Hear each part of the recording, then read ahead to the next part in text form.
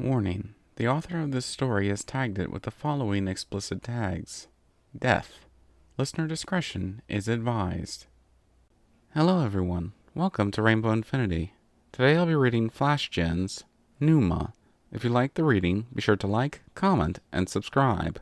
Please enjoy, and thank you for 200 subscribers. Pneuma, February 26th. Beneath the rocks and sullen peaks of my muse's shallow relief, I find myself alone and weak, both time and will becoming brief. While distantly I strain to hear the clap of inspiration strike, my skill applied and brought to bear on text and mystery alike.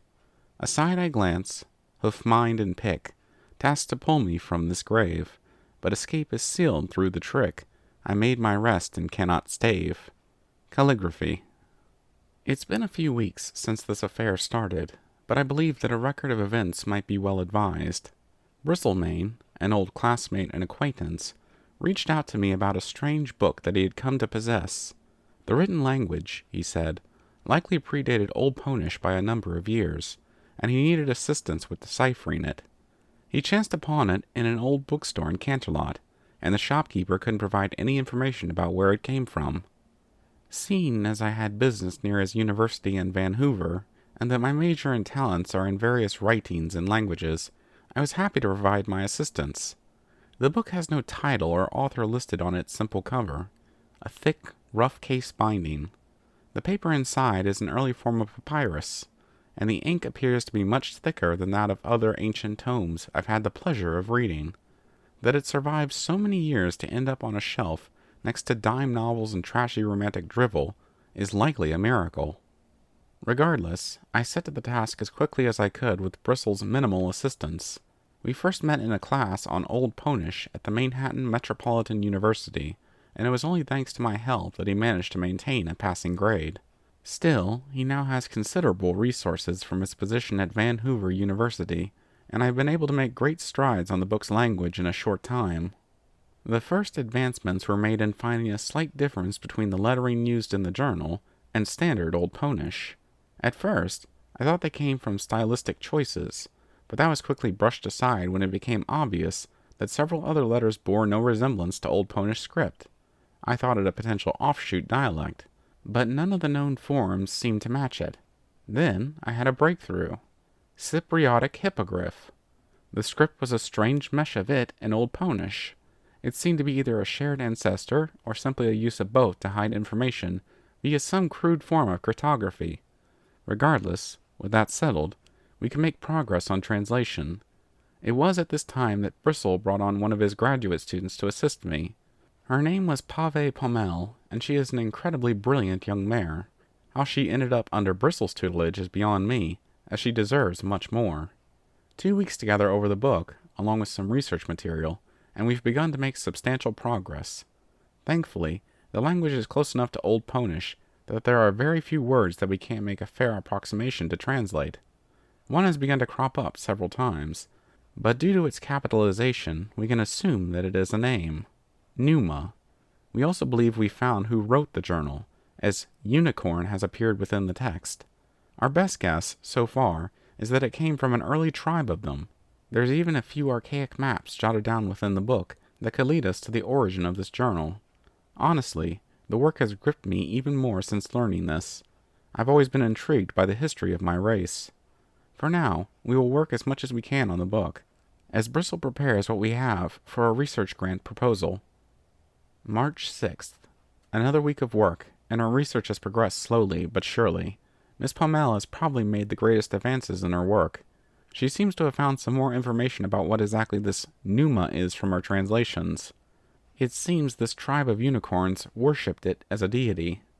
Several passages say that it was bound to a mountain that they settled near, and that it spoke to them within dreams. It gifted them some sort of knowledge or talent. The translation is still in flux, truly. There's mentions of Pneuma telling them how to cast the first magics. I've done quite a bit of research into the origins of spellcraft, but I've never seen mention of such a legendary deity in the earliest works of scholars in the field. Not even Star Swirl the Bearded or Clover the Clever talk of spells coming from anything but careful study and practice by early unicorns. The mountain, though, was intriguing, and that is where Miss Palmel made her second great breakthrough. We had seen a few basic maps within the text, but couldn't pinpoint a section of Equestria it could rest in. Then, Miss Palmel compared it to several current maps, and there is a striking resemblance to the coastline near Baltimore. Sure enough, there are a set of mountains to the northwest of the city, which match the maps found within the book. This is potentially a tribe of unicorns that settled in Equestria before its founding. I am sure Bristol's proposal will find headway with this information. March 28th. We have secured funds, personnel, and supplies. I've retreated back to my home in Manhattan to gather my own supplies and some further research material. I've packed everything related to Old Ponish, unicorn history, and Cypriotic hippogriff that seems relevant. I've even taken the time to visit the local library and acquired some books on the basics and history of spellcraft. It's possible that the journal could be describing that history, but the language barrier is obfuscating it. Then again, if this tribe left other unicorns before the founding of Equestria, they could have easily had a different origin to their magic. It could even simply be the tribe ascribing a supernatural origin to very natural gifts and talents in an attempt to rationalize it. I'll be on the train to Baltimore tomorrow morning. April 3rd. The camp is set up, and work has already begun. In addition to Bristle Main, Pave Palmel, and myself, there are 20 other ponies here to assist with the dig and cataloging of information or any artifacts we may uncover. The map is still rough, and the scale is not exact, so it might take a few dozen attempts to zero in on the exact location of their village. There hasn't been any record of settlements near this mountain, according to what I could find in Baltimore. The mountain, called Muse Peak, has been a popular spot for mountain climbers and campers, but other than that, I found no mention of it. We did talk to the local weather authority to keep any rough weather scheduled away from this side of the mountain. It should give us a clear window to begin excavations, though we'll also have to update them after some planned dig sites are fully cleared. We wouldn't want them to have to put it off for so long that it causes some kind of unforeseen disaster. April 18th. 3 of the initial dig sites are cleared, but there is no sign of anything that could denote the location of a village. We didn't expect to find any sign of buildings, given the potential age of the journal. Pony kind were still living out of huts by the time Old Ponish and Cypriotic hippogriff may have diverged. Still, the signs we are looking for, pots, tools, etc., are nowhere to be found yet. Meanwhile, Miss Palmel and I continue to work on refining our translations of the book. I believe my assumption that Pneuma was a deity of some sort is not exact. I believe a spirit is more accurate. Perhaps something similar to a Wendigo, occurring naturally with magical origins?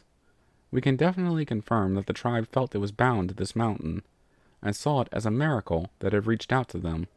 There's even a mention of a sacred cavern in the mountain that Pneuma showed them in their dreams.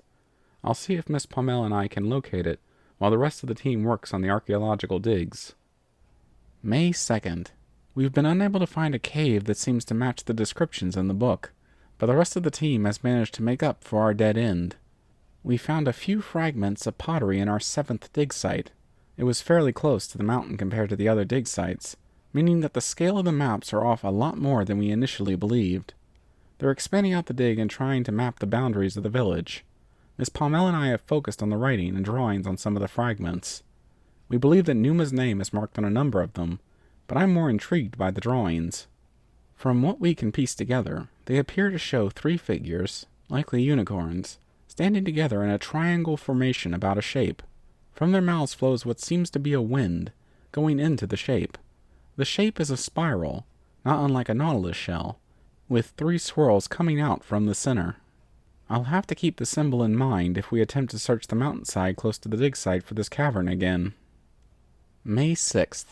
The digging crews have found more artifacts, and seem to have marked the edges of the village. Given the size, we could guess a population somewhere between 100 to 200 unicorns. I'd assume that it was much smaller when it was first founded, and expanded from there over generations.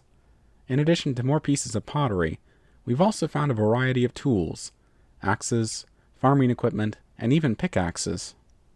A few of them share etchings of Pneuma's name, in addition to this spiral symbol that is likely tied to it. There's no mention of anything within this book that points to what the purpose of these unicorns breathing into it is. I would wager it's a form of ritual. Then again, this cavern seems to be called a sacred one. It was at least important in relation to Pneuma. In regards to Pneuma's mention in the book, Miss Palmel and I have zeroed in on some more information. While Pneuma is bound within the mountain, it was able to reach out to the unicorns when they settled here. It was called a font of creativity, inspiration, and talent. Pneuma is mentioned around grace, brilliance, guidance, and blessing in a way that seems to be possessive. As for the magics that Pneuma taught them, there isn't much to go on.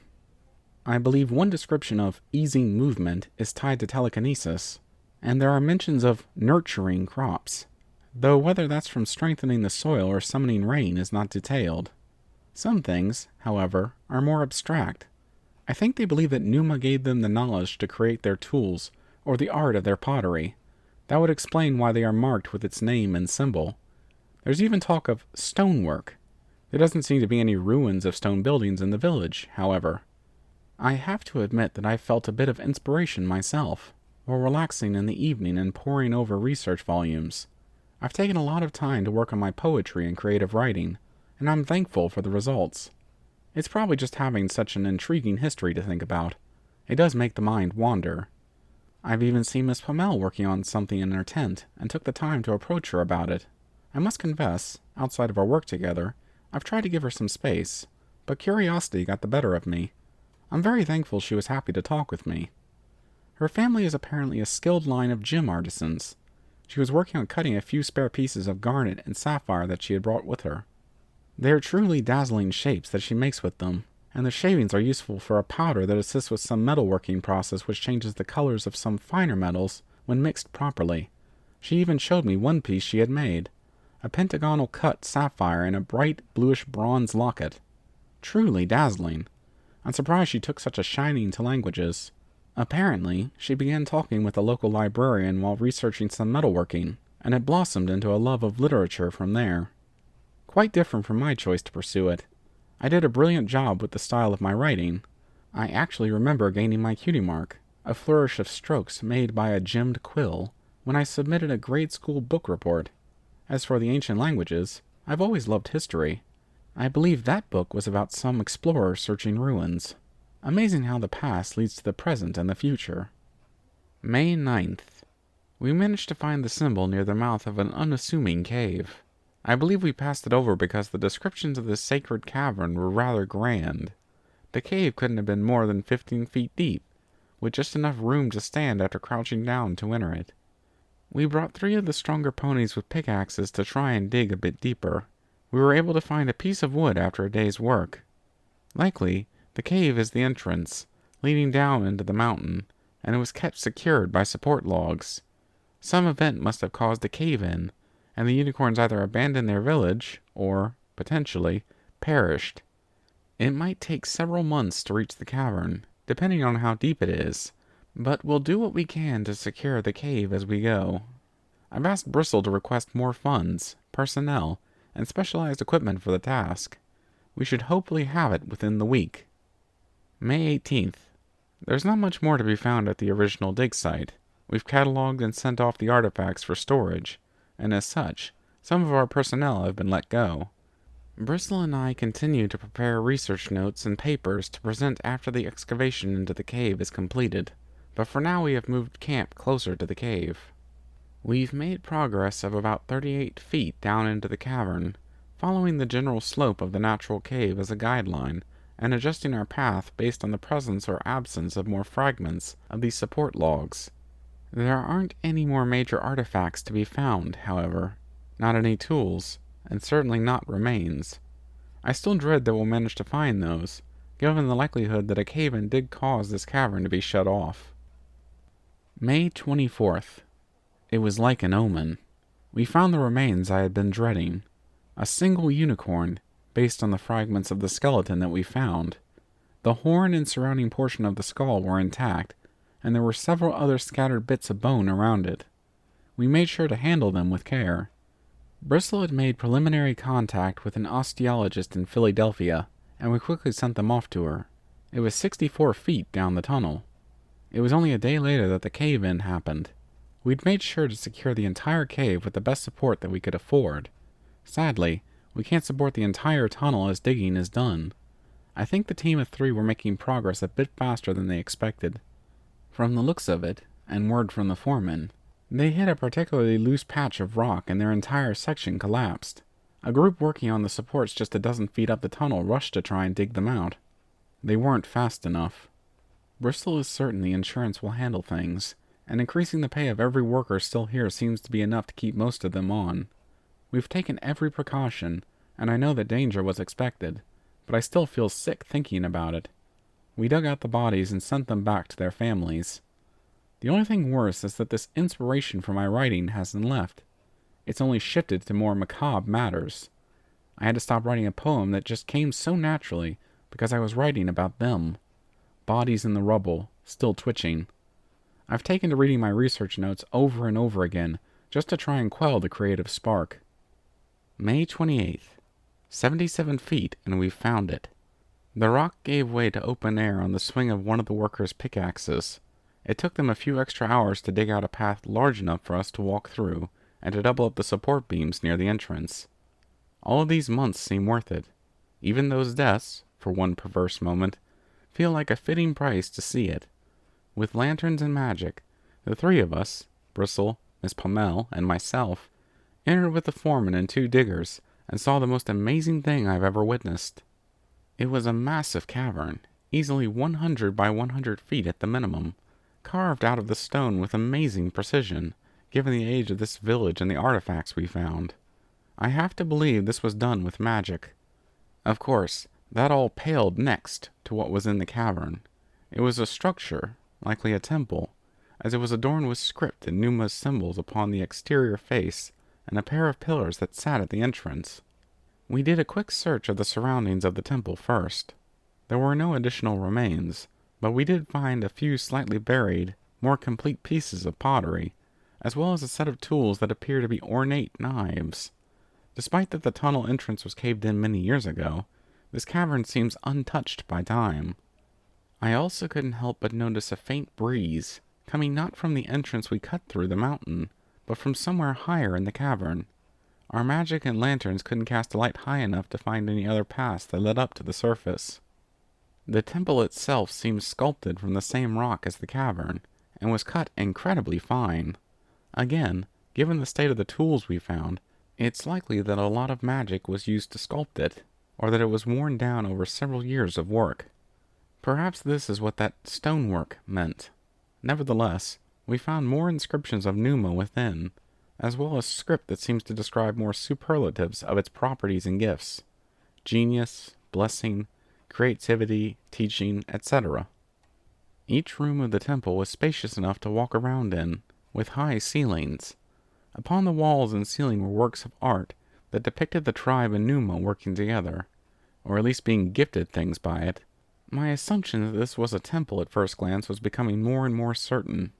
As we entered a central chamber, we were greeted by something I truly didn't expect to find. A series of stone shelves along a wall, filled with books. I'm cautious about taking any of them out of the temple for the moment.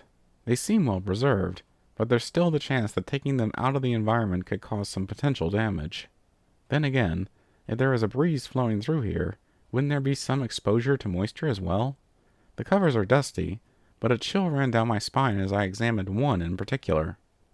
It bore Pneuma's name, etched deeply into its thick and sturdy cover.